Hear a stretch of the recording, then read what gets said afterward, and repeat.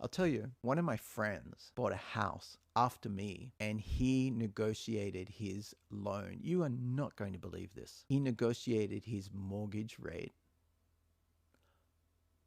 Oh, I'm going to ask you to guess. What percent do you think he was able to negotiate his mortgage rate to? Okay, so it's crazy low, 0.5, 0.9, 0.9.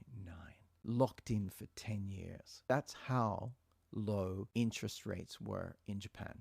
So this is why. And this is not really, it is related, but it's not really how it works for investors. But this is the example, right? That interest rates now are going up for me and him because interest rates are going up in Japan, which means the people in the yen carry trade. And what is that?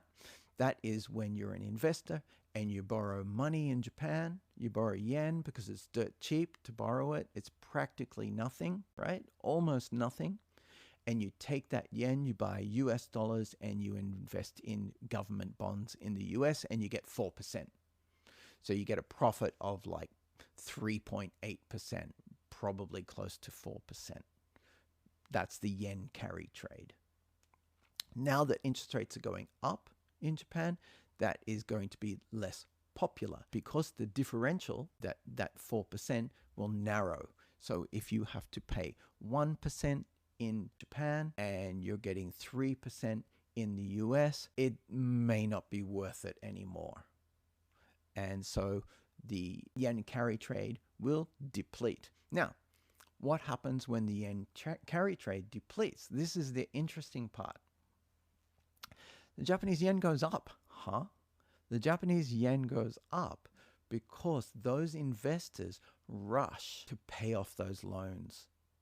Now that they're being affected by higher interest rates, they want to get out. They want to pay off those loans because the differential is so small now, it's costing them. They're going to pay off those loans. How do they pay off those loans? They sell shares or they sell bonds.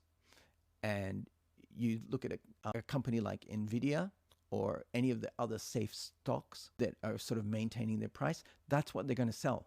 So you can actually see dips in some of the big stocks, not related to their performance, but related to Japanese interest rates going up.